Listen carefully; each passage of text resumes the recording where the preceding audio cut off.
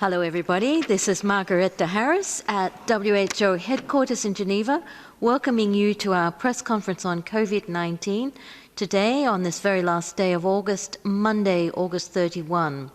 We have with us, as always, in the room, the WHO Director General, Dr. Tedros, along with Dr. Maria Van Kerkhove, our technical lead for COVID-19, Dr. Bruce Aylward, Senior Advisor to the Director General who leads on the ACT Accelerator, and Dr. Edward Kelly, our Director of Integrated Health Services. Joining us remotely will be Dr. Mike Ryan, our Executive Director of the Emergencies Program, and Dr. Soumya Swaminathan, our Chief Scientist.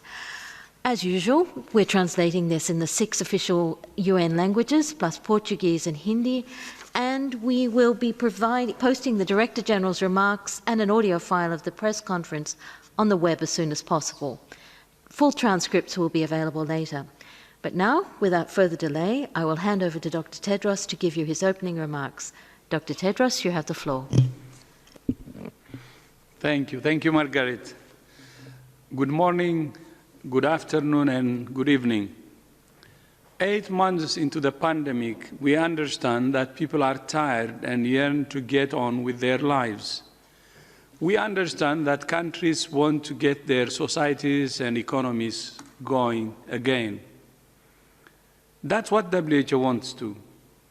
Stay-at-home orders and other restrictions are something that some countries felt they needed to do to take pressure off their health systems.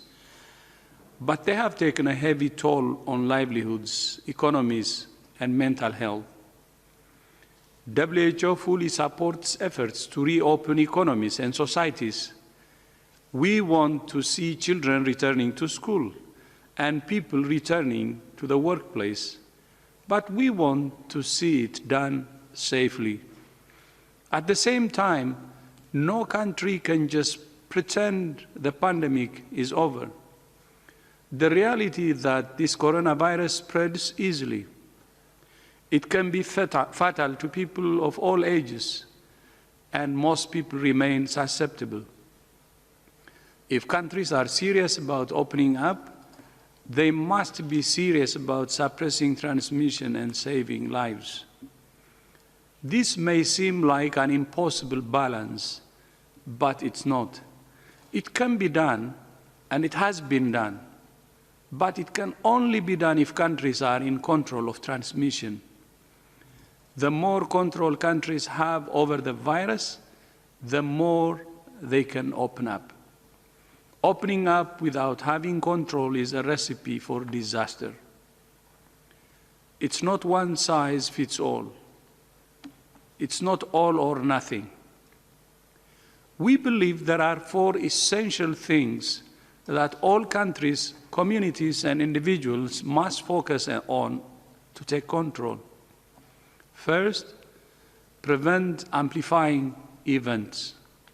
COVID-19 spreads very efficiently among clusters of people.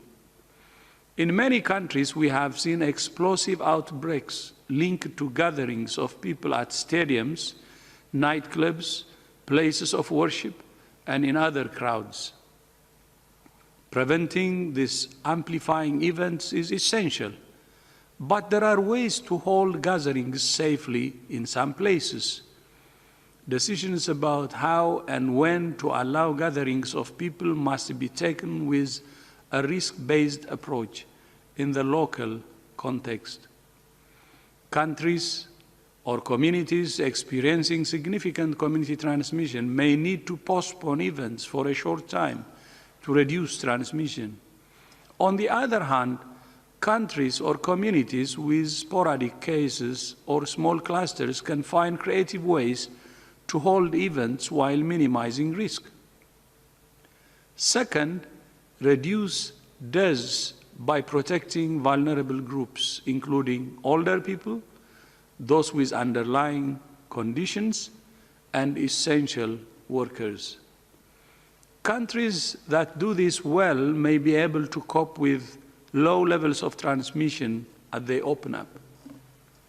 By protecting those who are most at risk, countries can save lives, prevent people becoming severely ill, and take the pressure off their health systems.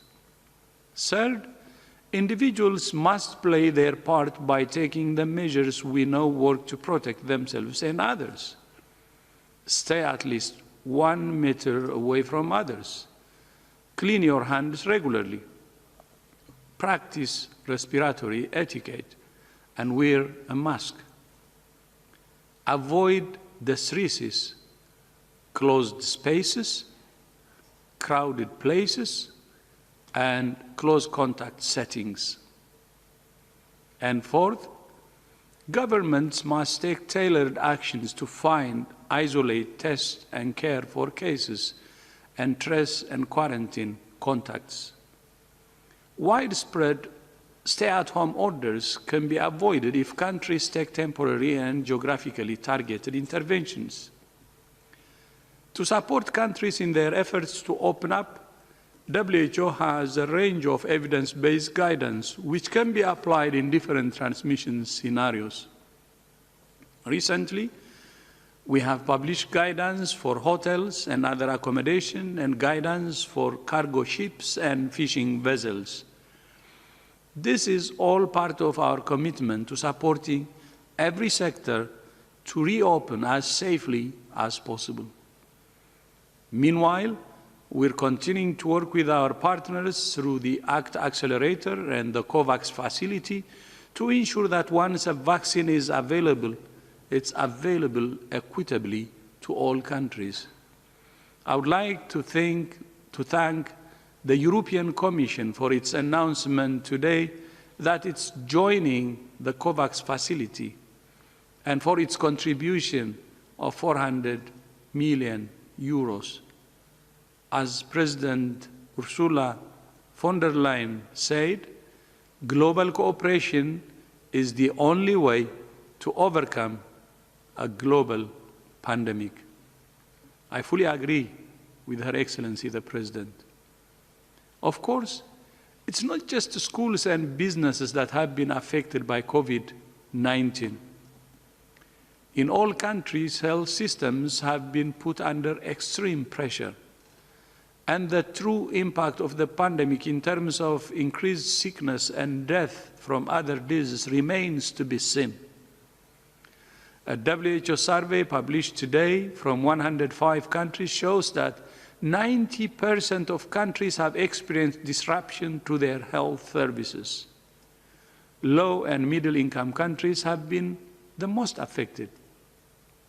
The survey shows that up to 70% of services have been disrupted for essential services, including routine immunization, diagnosis and treatment for non-communicable diseases, family planning and contraception, treatment for mental health disorders, and cancer diagnosis and treatment. Many countries have started to implement some of WHO's recommended strategies to mitigate service disruptions, such as triaging patients to identify priorities, shifting to online patient consultations, and changes to prescribing practices. However, only 14% of countries reported removing user fees, which WHO recommends to offset potential financial difficulties for patients. WHO will continue to work with countries to provide tools to maintain essential services. For example, WHO is developing a health services learning hub, a web-based platform that will allow countries to share experiences and learn from each other. Finally, I would like to mention WHO's ongoing work responding to another emergency, the aftermath of the Beirut blast. Although Beirut is no longer in the headlines, WHO is continuing to support Lebanon in the wake of the blast 4 weeks ago, which left more than 6,500 people injured, 300,000 people homeless, and severely damaged critical health infrastructure and medical supplies. WHO and our partners are providing care for the injured, making sure everyone has access to basic and life-saving health services, providing mental health support for health workers and communities, and rebuilding destroyed hospitals. At the same time, we're responding to COVID-19 by expanding testing and treatment, buying urgently needed medicines, and protecting healthcare workers. To sustain this life-saving work, WHO has launched an appeal for at least $76 million. We thank all donors who have already committed funds. To support this appeal, the WHO Foundation, which we have recently established, has today launched a campaign to which any individual organization can contribute. To give, go to whofoundationproject.org and click on donations. Your contribution will make a difference to the lives of many who need support.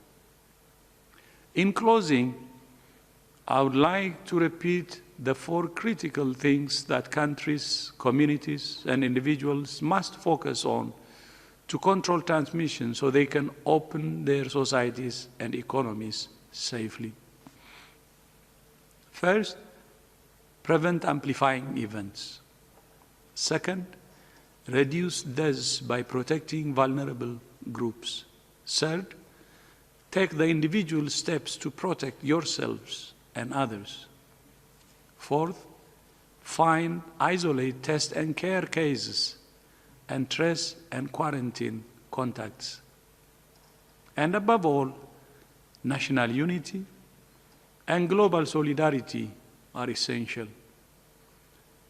This virus thrives when we are divided.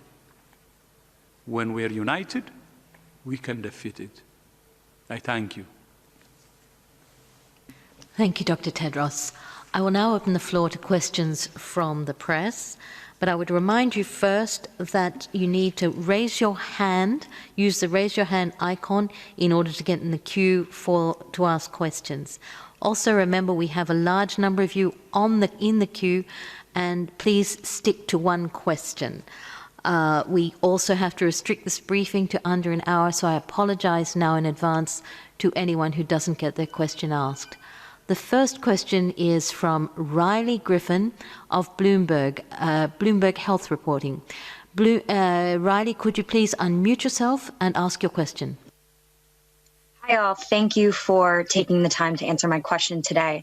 I'm curious to know what the WHO thinks will be the most important data points, as well as red flags, as phase 3 study results from COVID-19 vaccines begin to emerge, and how conclusive will this early data from late-stage studies be in your perspective? Thank you. Thank you, Riley. I think this is a question for Dr. Soumya Swaminathan. Dr. Soumya, are you on the line? Yes, thank you, Margaret. Do you hear me? Very well. Please go ahead. That's a very good question. And the WHO has been working with global experts, including experts from the national regulatory agencies, the FDA, the EMA, and many others, to put forward the criteria for consideration to call a vaccine safe and efficacious.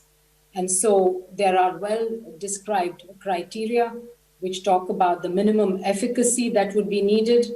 We'd like to see a vaccine with at least 50% efficacy, preferably higher.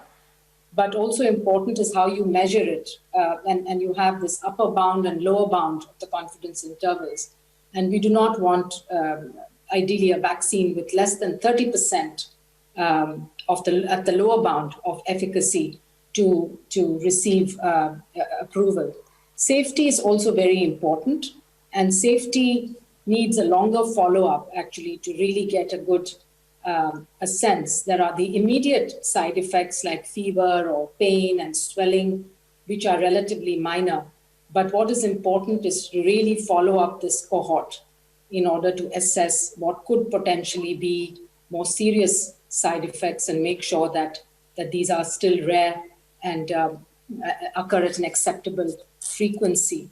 So we have clear-cut guidelines and criteria as to some of the other regulatory agencies, And what's going to be really important, I think, is to go make decisions based on science and have a scientific group that's constituted, that's above all conflicts of interest, that's not influenced by any interests, that looks at the data and makes a recommendation on whether and when a vaccine should be licensed for use. The risk of approving a vaccine prematurely for use is that, first of all, it will make it very difficult to continue with randomized clinical trials. And secondly, that there's a risk of introducing a vaccine that's been inadequately studied, and that might either turn out to have low efficacy, thereby not doing the job of bringing an end to this pandemic, or even worse, to have a safety profile which is not acceptable. And therefore, I think scientists around the world are united in a call for agencies and for companies, and most companies have supported the stand that the approval of a vaccine must be based on data from phase 3 clinical trials. Over. Thank you very much, Dr. Swaminathan. The next question is from Helen Branswell from STAT. Helen, please unmute yourself and ask your question. Hi, thank you very much for taking my question. I think this is probably for Bruce. Today is the deadline for countries to indicate whether or not they're going to commit to the COVAX facility. I guess there are probably some hours left, but can you tell us how things are looking now? Yes, thanks, Helen. And yes, today's a really important target. It's a milestone, not a. I think somebody used the word earlier, cutoff. What we're trying to do is make sure as many countries as possible can participate in the COVAX facility. So the 31st of August is a key target. It's the target date for countries to confirm their intent to join the COVAX facility. So what we're looking for today is that countries inform us of their intent and also which option. There's, as most of you are now aware, 2 different options by which countries can join the facility. They can either purchase doses up front or they can option doses. So today is the day by which we want to know they want to join, what option they want to follow, and then there's a couple of other provisions as well. We've had some very exciting announcements, as Dr. Tedros referred to in his speech already today.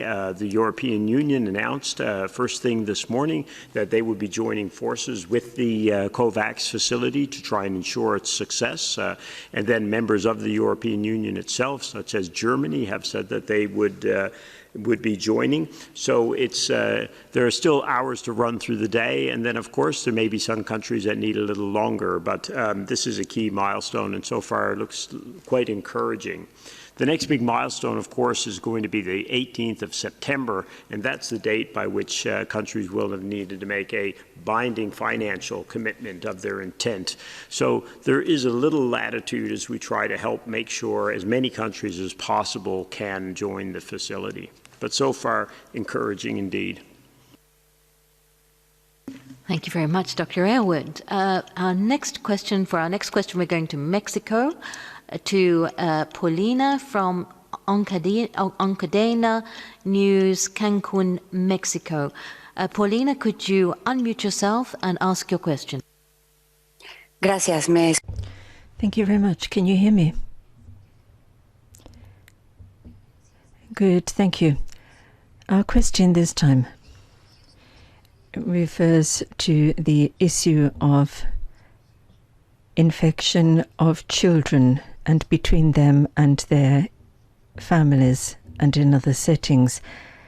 How is it possible to cut the chain of transmission when somebody is brought to see a doctor, for example, on public transport? That is actually going to be a vicious circle.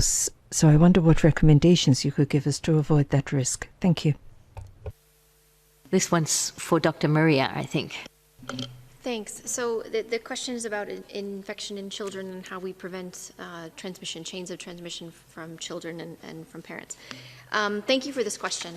So there's some very good studies and research that are being conducted in children to better evaluate what is disease caused in children, what does infection look like in children, how many children are infected, and what does transmission look between children and between adults and children.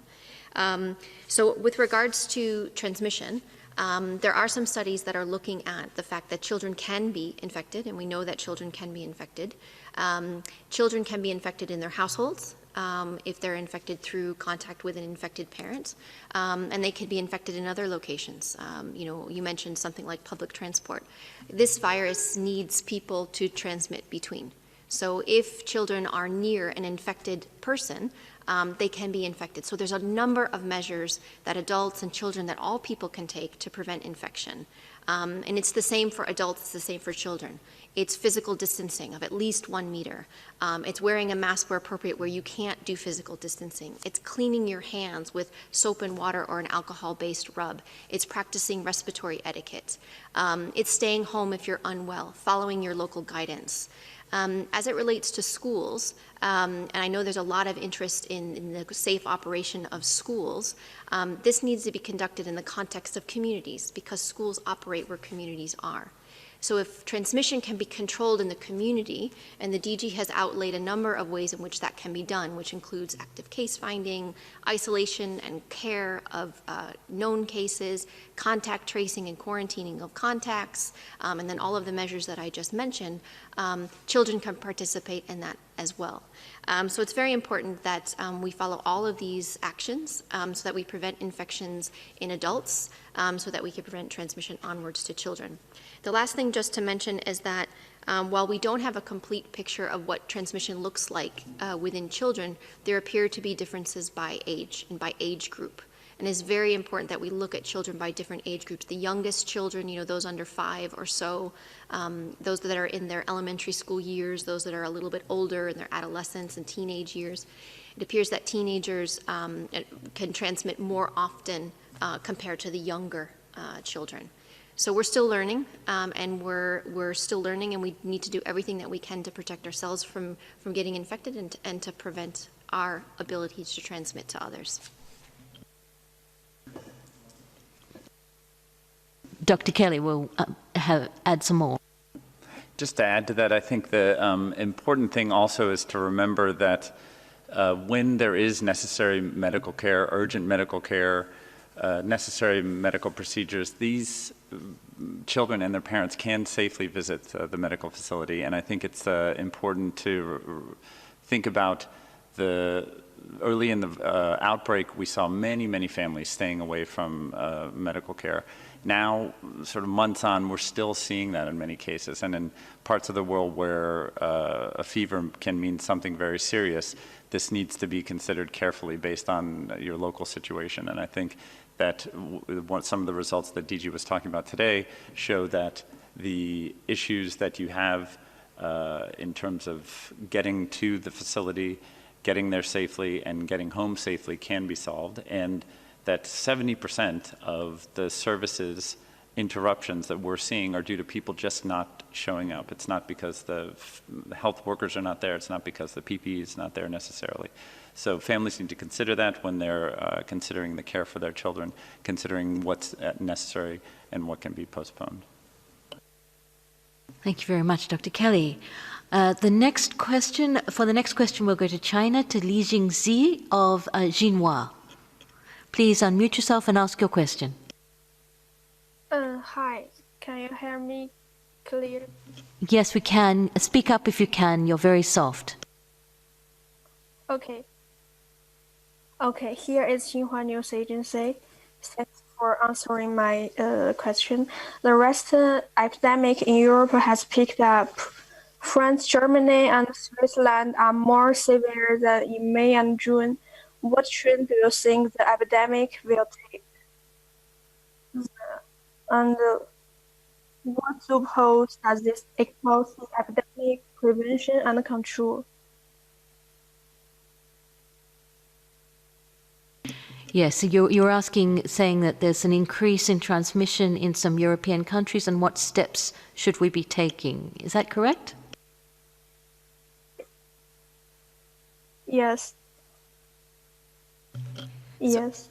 So thanks very much. I'll begin, and maybe others want to supplement. I think, you know, what the DG discussed today and the many things that we've been talking about over these past several months is about the actions needed to reduce transmission, to suppress transmission, so that it is down to a low enough level where we can start to reopen up societies again. And I think what we need to figure out, and what we are all figuring out, are ways to live with this virus, where we take action to reduce the transmission, so preventing clusters. The DG was talking about this today. This virus operates in clusters. It amplifies in specific settings where people come in close contact with one another and they're not taking proper precautions and the virus is circulating. The virus will use that opportunity to spread, and it will spread rapidly in these types of clusters. And we can prevent those by either avoiding crowded spaces and closed settings, by ensuring that we prevent the virus from entering those in the first place, like a long-term living facility, for example. We've seen devastating effects of when the virus enters a long-term living facility. We can wear a mask if we're in places where we can't physical distance and we have poor ventilation. There's a lot of things that we can do. And I think what we're trying to figure out is, how do we live with this while we take these necessary actions and we try to get on with our daily lives? As the Director General has pointed out, people are very eager to get back to their normal life, but I think what we are finding out is that our new normal includes physical distancing. Our new normal includes making some modifications to our daily life to keep ourselves protected, to keep us from getting infected, and to keep us from infecting somebody else. We all have that responsibility to play.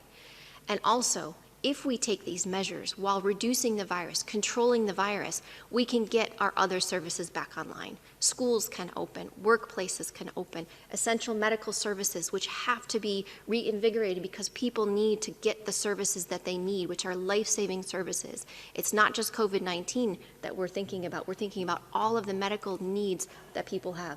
Babies are being born, vaccines are needed, can add to this. But we need to control the virus. And the reason we keep saying that this is so important is because we see that this is possible. And we see, with outlining the steps of having this workforce in place, finding cases, isolating cases, carrying out contact tracing, providing adequate care, targeting those clusters, we can really bring the virus under control. And that will save lives. And Dr. Bruce Aylward will add something. Yeah, just a very quick point to make further to Maria's points is that we're in such a very different situation, Europe is, than when it was in March and April. Now there's, yes, an increase in cases, but not nearly the level seen at that time. And also there's tremendous knowledge that's been built, there's tremendous capacities that have been built, there's tremendous skill sets that now exist, and the populations understand how to manage their risks. And this comes back to the third point on the Director General's and fourth point on his list that he just enunciated and Maria reinforced, but we can't say it too often. Europe has learned how to identify, isolate, quarantine. It's also identified how to put in place the individual measures. So we've already seen in some areas of Europe a very rapid reversal in what were some rapidly increasing curves. So I think that while we cannot be complacent, there's some encouraging signs already that even these initial upswings can be turned around much more rapidly than they were in the spring because of the knowledge, skills, and capacities that have been built. And Dr. Edward Kelly will add something too. Yeah, and I just think, just to add to the 2 points by Bruce and Maria, this idea of ensuring that services are still running is extremely important. There's been a lot of assessing of the potential impact on services, potential impact on deaths of things going up and down, but countries right now are doing things. There are many, many interesting examples out there. This is why the Director General flagged some of this at WHO with partners is trying to work on in terms of gathering that information. Even just outside of Europe, a country with much less in terms of resources our colleagues in the Somalia country office working with UNICEF have been out there getting a measles vaccine and a polio vaccine campaign going in the midst of COVID in a very difficult situation. So I think there are clear lessons even from countries with lower resources than many in the Northern Hemisphere to point the way. So thank you very much for all those answers. We'll now go to Christine from ABC News. Christine, could you unmute yourself and ask your question? Yes, thank you. My question is for Dr. Van Kerkhove. The last time you talked about genome sequences, if I remember correctly, you said there have been over 75,000 identified. 75,000 SARS-CoV-2 genome sequences identified. My question is, we're seeking a point of clarification on whether it would, also you said at that point, if I remember correctly, that they can alternately be described as changes or strains, different strains to the virus. Is it accurate to say that there are 75,000 strains of SARS-CoV-2 identified? That's what we're seeking clarification on. Thank you. So thanks for the question. So I was just checking as you were asking the question. In GISAID, there are more than almost 84,000 full genome sequences that are available. So these are full genome sequences that have been provided by countries, uploaded into the GISAID system. There are more full genome sequences available from other platforms as well. So these are sequences that are available. The changes that we are seeing are also known as mutations. Mutations are the same thing as changes, and these are natural changes that we see in these types of viruses as viruses continue to circulate. And the SARS-CoV-2 virus is no different. So what is really important, and I think when people use the word mutations, especially when I discuss something like this with my family, for example, it's a scary word, but these are natural changes, these are normal changes in the virus. So changes and mutations we use interchangeably. I use changes more often when I speak publicly, but that's the same thing as mutations. The one thing that I think is important that you know about and that the world knows about is that WHO is working with virologists all over the world, people that have incredible experiences with not only viruses and high-threat pathogens, but coronaviruses in particular, and those who study these full genome sequences and study what these changes mean. Because it's important that, like I said, that they change naturally, but are these changes important? Do these changes mean that the virus is behaving differently? Do these changes mean that diagnostics may not work or we may need a new type of a vaccine? And so far, the virus seems relatively stable in the sense that the diagnostics work, the vaccines that are in development, the therapeutics that are in development are still applicable for this virus that is circulating, and that's important. But we have a system in place to help us and to advise us on which of these mutations are important, and then how do we further study them in the lab to look at the differences that those changes may mean. But so far, it's around 84,000 full genome sequences that have been made available, and I would like to just quickly continue to stress the importance for these viruses to be shared, to be sequenced, and to be shared, and to thank all of you who are out there who are continuing to do that. Thank you very much, Dr. Van Kerkhove. For the next question, we will go to Spain, to the Spanish newswire EFE. It goes to Isabel. Isabel, can you kindly unmute yourself and ask your question? Yes, thank you, Margaret. Good afternoon. Some new studies say that children may transmit the virus up to 3 weeks after being infected themselves. And even when they have been totally asymptomatic. And the information that you have corroborates this information, and this is proper to children, or this is something that happens also in adults? That's a question for Dr. Van Kerkhove, I think. So I will begin. Thank you for this question. So when we look at testing of individuals, we carry out what are called molecular tests or PCR tests. And this indicates evidence of particles of the virus, parts of the virus in an individual. Having somebody test PCR positive doesn't necessarily mean that they are shedding live virus, that they can actually transmit a live virus to someone else, that they're infectious to somebody else. What we understand from the data coming from labs is that people can be PCR positive, meaning that we can capture fragments of the virus for many weeks, in fact. And it depends on how severe a person is. It depends on how severe their disease is, because you can shed virus, you can have a PCR positivity for many, many weeks. But that doesn't actually mean that you can transmit the virus for that long. What we understand about infectiousness, of when somebody can transmit to others, that comes from trying to isolate the virus or grow the virus from a sample collected from an individual. What we understand, there are a few of these studies that have been conducted, and what you need to do to carry out these studies is follow an individual and test an individual, collect samples over several days from the same individual.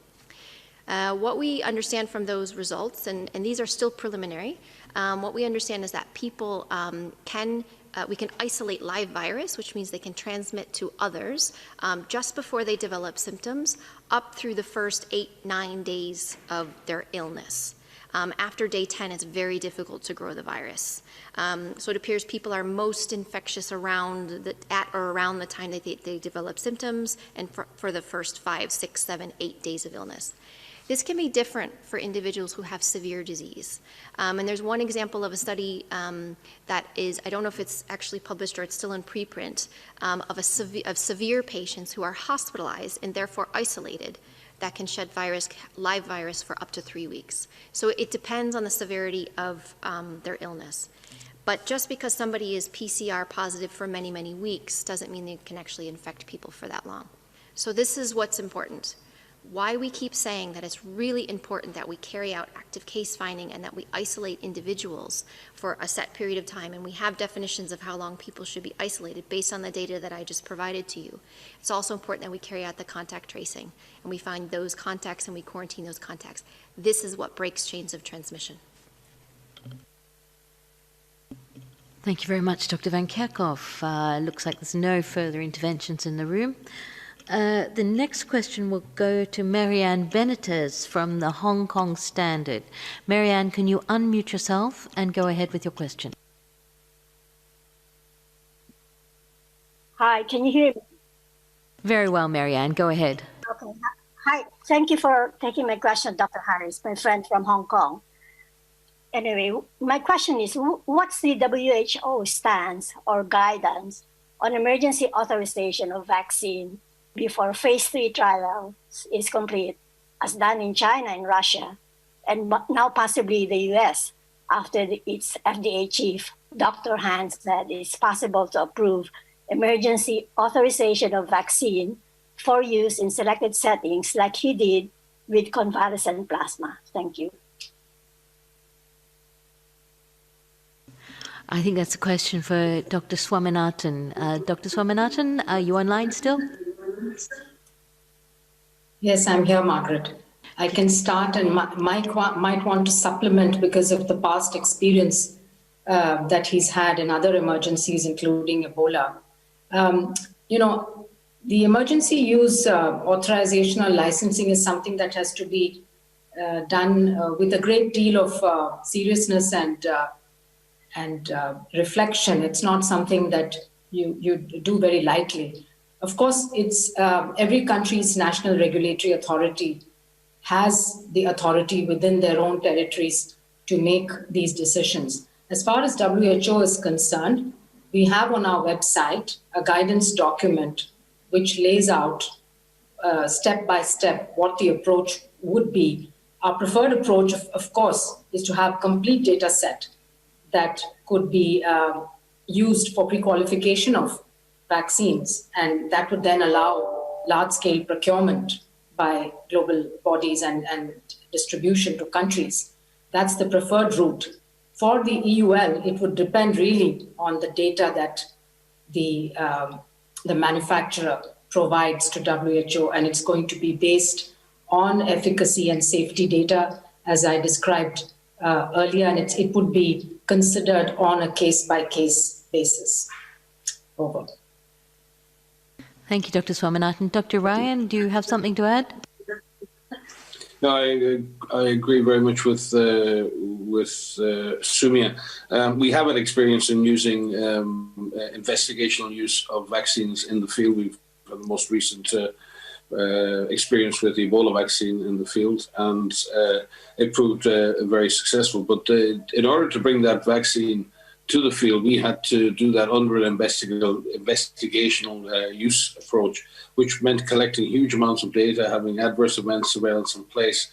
It involved a lot of monitoring, a lot of safety follow-up. So the more you move to use a drug or a vaccine from an emergency use point of view, it still does not take away the need to collect important information. The difficulty and the challenge with the vaccine is at the moment we're moving from vaccinating tens or hundreds of people to now vaccinating thousands of people. We need to get the safety and efficacy signals from those studies. Because if you move too quickly to vaccinating millions or hundreds of millions or billions of people, you may miss certain adverse events that you won't pick up with smaller numbers, and you need to maintain monitoring. But as Sumi has said, each country has a sovereign right to define its policy for vaccination or any other therapeutic intervention in its population.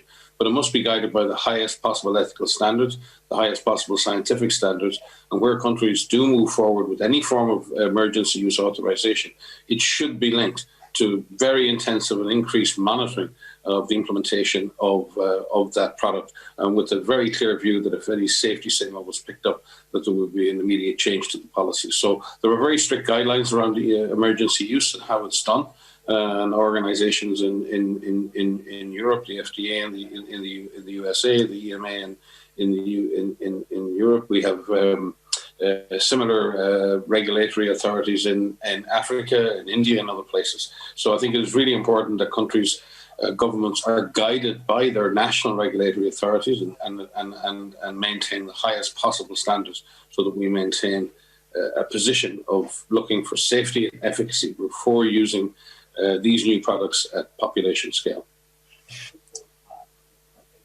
And Dr. Edward Kelly will add something as well. Just to add briefly to that, I think one important point for our colleague from Hong Kong also, beyond the licensure, is the fact that however these vaccines move through that important process to look at efficacy and safety, they then need to get out into health systems globally. It's been over 50 years we've had the measles vaccine, roughly, and we are still struggling to make sure that every child gets a measles vaccine in countries around the world. And this is part of what Bruce referred to earlier. That's the key piece of the ACT Accelerator, of all these partners working together, not just to come up with the tools, but also make sure that they get implemented in countries. Thank you very much, Dr. Kelly, Dr. Ryan, and Dr. Swaminathan. The next question goes to Nina Larson from Agence France Presse. Nina, can you please unmute yourself and ask your question? Yes, hi. Thank you for taking my question. I saw that David Nabarro, one of WHO's special envoys on COVID-19, hailed Sweden's approach to the coronavirus crisis in an interview with New Zealand Radio, seemingly avoiding the blunt instrument of lockdowns.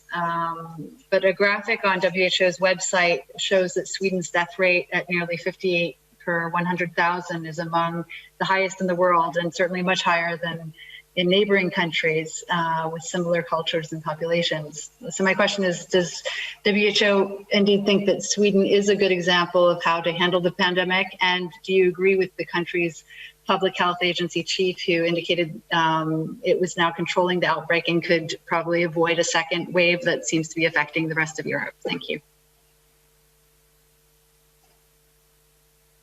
Dr. Ryan, would you like to answer that? Yes. I can begin, and certainly from the perspective of from a Swedish perspective, I think even in Sweden, and Anders Tegnell and the team there have done a good job, and they by themselves have said that even despite the measures they put in place, the issue for them was in not having had adequate protection for long-term care facilities, and they suffered very high death rates because of very high death rates amongst older people, particularly those in facilities. They also had issues of transmission amongst ethnic minorities as well. So nobody has come through this pandemic with a perfect strategy. Everyone is learning about the virus. The approach in Sweden of having, and again, there's a misunderstanding that Sweden has not implemented control measures. Sweden has implemented quite strong control measures for COVID. But what it has done in the main is try to rely on individuals and communities to comply with the advice of government, and it has tried to avoid imposing mandatory lockdowns, mandatory separation of individuals. And that's based on a very high level of trust historically between government in Sweden and its own population. And that is the way in which Swedish people and the Swedish government interact. That is the social contract in Sweden. But it is wrong to suggest that Sweden has had an altogether different approach to the rest of Europe. In fact, it has had an approach of light touch regulation of the process. In that process, they have suffered with high death rates in long-term care facilities, and by their own admission have said that in itself was an error in not providing adequate support or care or protection in those situations. And I think that's the case in many, many countries. We're taken aback and surprised by the high rates of death and the high rates of infection in long-term care facilities amongst older people and people with underlying conditions.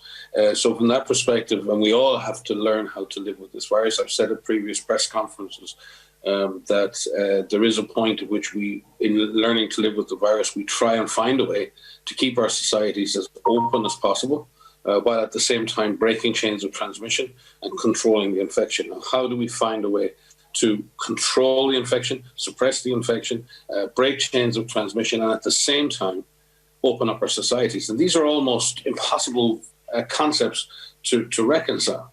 How can we calibrate our response to do the least damage to our society, but the most damage to the virus? And can we sustain those behaviours? Can we sustain that process for long enough through to which time as we can have a vaccine? There are no correct answers to this. The context of each country is entirely different. The social contract is entirely different. The relationship between government and populations is entirely different. And each government has to find its way with its population to control the disease. And there are lessons to learn from every country and its approach. No country has done it perfectly. All countries have made mistakes, but all countries have done some things correctly. And we should look at Sweden. We should look at the model. We should look at their approach to see what elements of sustainability, what elements and ways they have learned to live with the virus, and learn from what has been done well and what has been not done not so well in all countries, including Sweden. Thank you, Dr. Ryan. Okay. No further interventions from the room. The next question goes to Hilary from Business Insider. Hilary, please unmute yourself and ask your question. Hi, yeah, thanks for taking my question. I just wanted to ask Dr. Tedros a follow-up from the opening remarks today. You said that countries can find, quote, creative ways to hold gatherings if the virus transmission is low enough. And I was hoping you could be a little more specific on, what are some of those creative strategies and what do those look like in practice? So thank you for the question. I'll begin. So yes, I think one of the big messages we want to get out is that in countries that are able to control this virus, and this virus is controllable, it takes a lot of hard work, there are ways that people can remain to find ways to be social again while still being physically distant from one another. And this involves mass gatherings, and we have outlined guidance on how and when mass gatherings can take place and whether they should be postponed or canceled, or in other situations whether they can take place safely, all the way through sporting events, through individual barbecues that happen and birthday parties that happen at people's homes. And I think the way we've seen some creative use of bringing people together socially while keeping them physically distanced, whether these are barbecues that take place and you have, different situations in backyards where people are quite spaced. I've seen some very creative nightclub situations where individuals have to, you'll only have 1 or 2 people per car, and no one can leave their car, and there's a DJ playing and they have music playing. Again, we are social creatures. We miss our friends, we miss our families, and there's different ways that we can find to get that creative outlet. But we do need to take individual responsibility. Those that are hosting events like this have a responsibility to have them done safely, and in some situations they may need to be canceled, they may need to be postponed, and we do realize that that is difficult and that's a sacrifice that we have to make. But as individuals, there's decisions we need to make about, do I participate in this? You've heard us say before, if it doesn't feel safe, then it probably isn't. But you have a responsibility to try to minimize your exposure. And in many countries where they are controlling transmission, social events can start to take place safely. So this has to do with limiting numbers, it has to do with keeping people separated, and making sure that when you do bring people together in a physical space that they stay at least 1 meter apart. But one last thing just to mention young people here, because unfortunately we are seeing some clustering events, some amplification events that are taking place in nightclubs and in different types of entertainment industries. But there's ways that perhaps that could be done differently and things could be done outside. And so work with us, and that creativity and that ingenuity, and that is something that we need to think about how our new normal goes forward. Thank you, Dr. Van Kerkhoff. We're coming up to the hour, so I think we've only got time for 1 or 2 more questions. The next question goes to Sarah Wheaton from Politico. Sarah, please unmute yourself and ask your question. Yes, thank you. A question about COVAX. The Commission announcement, the European Commission announcement that you referred to today, they've said they're still working out whether, well, they won't answer questions basically about whether they'll actually be procuring vaccines through COVAX, although they have said that they will join the effort. So does it make a difference for the success of COVAX if the European Commission and European countries actually participate or actually procure through you? Thank you very much. This is once for Dr. Aylward. Thank you, Sarah, and some you may want to add to this. There's different ways in participating, joining forces with, and working with the COVAX facility. Remember, the goal here is to make sure that all countries get some vaccine at the same time. We roll it out together rather than some countries get all of the vaccine, because the goal is to reduce the risk of severe disease globally as rapidly as possible. And so we know who's at highest risk of severe disease. Those proportions are different a little bit around the world, of course. We know the people who care for those people who need to be protected as well. So the goal is to roll it out in a coordinated way. Now, everybody who has bought options on vaccines or vaccines around the world are going to affect the speed with which products get rolled out to countries around the world. So the goal in joining forces between COVAX and the EU, there's many different ways that can look. I'm surprised they're not answering their phones because it's a great story. Their commitment is to make sure that we can work together to reduce the risk around the world as rapidly as possible. Key to saving lives, key to taking severe disease down, key to taking pressure out the healthcare systems, and ultimately to getting our societies and our economies open again. And indeed, every aspect of the COVAX facility is being worked out in real time. So not surprised at all that the EU wanted to make a very strong statement of a commitment to this joint solution, but also recognizing that there's going to be unanswered questions we're going to have to work out as we go forward. As you've seen over the last couple of weeks, we've had to introduce new design elements to the COVAX facility. That meant more countries could participate, that it's stronger, it's better, and we'll continue to do so as we go forward. So procuring through the same mechanism, that might be ideal, but that's not necessary to be able to work together and achieve the goals of the facility. So the big thing now is how we work together. Thank you, Dr. Aylward. Oh, Dr. Kelly would like to add something. And the DG.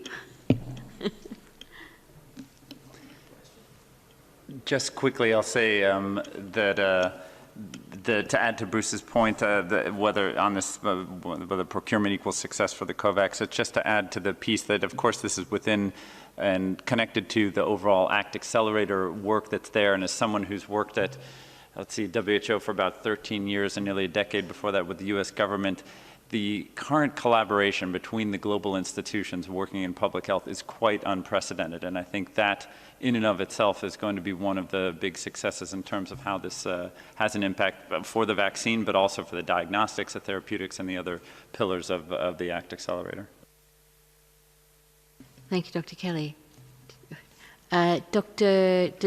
Sumia, do you want to add anything, or is that enough? Okay, I will go to the last question. Oh, no more. Okay. I don't have any. So the last question will go to Germany, to ARD Radio, Karl Mora. Karl, can you unmute yourself and ask your question? Yeah, thank you very much for taking my question. Can you hear me? Very well. Please go ahead.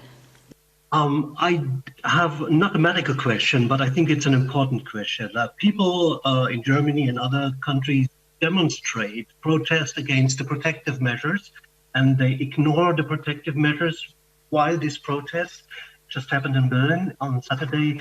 What is your advice? How should one discuss with these people? How should governments, authorities deal with such demonstrations? Maybe I can start with that. Please do. Start by I think it's in dealing in epidemics for a quarter of a century now. Bruce and Maria and others will have the same view, I believe. Epidemics and emergencies, create strong emotions, and acceptance of measures is always very, very tough. And it's really important that governments don't overreact to people protesting against measures. It has happened since time immemorial. The real important thing to do is enter into a dialogue with groups that feel that they're protesting against measures. We want to live in free societies where protest is facilitated, but we also want those protests to be done safely. We don't want them to increase the risk of disease transmission. But it is really important that the process of reaching that compromise and reaching that safety is done through a process of dialogue. And we try to build relationships across society, not divide society, not to create division, not to create more division. When people protest, it's because they're protesting against something they perceive to be unfair or unjustified. It's really important then we enter into a dialogue with people to explain why these measures are being put in place. And you may not convince everybody. It's the same thing when it comes to vaccination. You may not convince everyone to be vaccinated. But it's really important that we're not imposing will upon people, but at the same time, we're cognizant of the fact that these protests, and Maria spoke to it earlier, gatherings can occur and they can be made to be safe. And we should not be shutting down protests. We should not be shutting down the right to dissent, but we should be trying to make that as safe as possible. And the best way to do that is to create the opportunity for dialogue. And I've done that myself so many times in the field with communities. It takes time, it takes listening, it takes people being reasonable. And what other way is there for our society to progress and evolve unless we're willing to listen to each other and understand not everyone has the same opinion, and try to find a way as a society to move forward together and not polarize things constantly into opposing camps and opposing forces. This is not healthy for our society.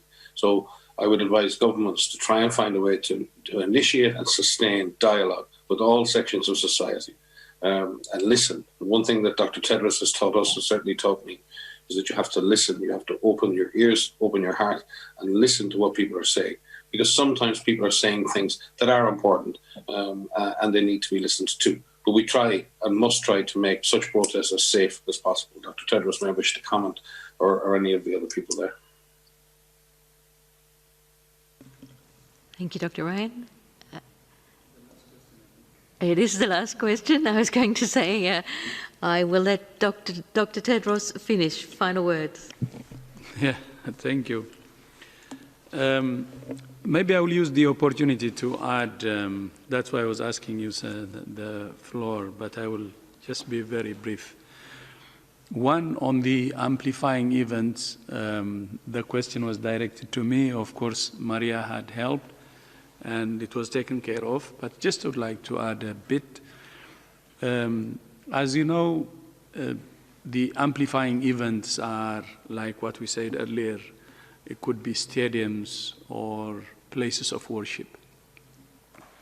And we have two countries that are good examples, especially with these two events, where the two events actually fueled the COVID epidemic.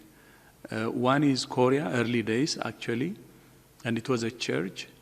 As you know, Korea had the second largest number of cases in February after China, and the transmission was in a church, and the virus actually got the fuel from that crowded area, and they registered the second largest number of cases at that time. Of course, they moved quickly and suppressed the transmission. As you know, South Korea is one of the models now. And then the other event that everybody knows, the other amplifying event, happened in February again, around, I think, February 19 in Milano, when two teams played, and the full stadium was packed with 40,000 spectators. You know, the virus again in that stadium got the opportunity and you know, used that event to spread. So what we're basically saying is, the best thing would be to avoid this kind of crowd, and governments to do everything to avoid these amplifying events, so that the other economic sectors can actually open up, and the economy can go back into life. I think we can live without you know, going to the stadium, and we're doing that. Teams are playing in stadiums without spectators, but with live transmission, so people can see it from their homes. So if the risk is high, it's better to use that model without spectator stadium, teams playing. That's one model. And the second is in places of worship. What can be done is like what the Kingdom of Saudi Arabia did during the recent Hajj. A limited number of people, well spaced, distancing, physical distancing, properly observed, with masks and other precautions. I think they have done the annual Hajj. So that's why we said it can be done, but with serious precautions. But the best would be to avoid it, especially if the risk is really high. Many countries went into lockdown because the virus was faster, because it used amplifying events like the examples I just said, and then the governments resorted into lockdown in order to be ahead of the virus. So to stay ahead of the virus, avoiding amplifying events or taking the maximum precautions when we want to do it will be very, very important. And as I said earlier, WHO wants the economy to open up. Lives and livelihoods cannot be separated, and we should do everything to open our economies, to open our schools. But since we know a lot about this virus now, we need to do everything to suppress transmission. Then on the demonstrations last weekend, I fully agree with Mike. We should listen to what people are asking, what people are saying. We should engage into an honest dialogue. And at the same time, though, to those who have demonstrated the past week, what I would like to say is the virus is real. It's dangerous. It moves fast and it kills. And we have to do everything to protect ourselves and protect others. I felt really sad. I'll just tell you a story that colleagues told me when they asked in one country about the high death rate, and some said, no, these are the elderly dying, so it's fine. No. When the elderly is dying, it's not fine. It's a moral bankruptcy. You know, we should not be morally dead. Every life, whether it's young or old, is precious. And we have to do everything to save it. So the best approach would be something that works for all of us to stay alive, for the young, for the old. And that's why, even during demonstration or wherever when there are crowds, and especially amplifying events, we should keep our distance, we should wear masks, even if we may have a mild case, we should always remember that there may be another person who could be young or old who may have severe condition and could even die. But accepting someone to die because of age is moral bankruptcy at its highest. And we shouldn't allow our society to behave this way. We should care for one another. And there is a balancing act that can help us to protect our health and also to move ahead with our livelihoods. It's always possible to keep a balance. And that's why I'm stressing that it's always possible. Then finally, with the COVAX facility, I would like to use this opportunity to thank Germany. Germany has joined the COVAX facility today. And also we're negotiating with the rest of EU members. One possibility we're checking is for the EU members to join as a bloc. I think the best way to end this pandemic is through solidarity, through cooperation, through oneness. The best way to save lives and the best way also to move into faster economic recovery. Whether we like it or not, we're living in a globalized world, we're intertwined. The only option we have is to move together and to fight this enemy together. Thank you. Thank you so much, Dr. Tedros, on those very moving words. I will now close this press conference and remind you that we will provide the audio file and Dr. Tedros's remarks right now, immediately after this press conference. You will also have the full transcript tomorrow. I apologize for those who could not get their questions answered. Please contact us via media inquiries and we will make sure they're answered. Thank you so much.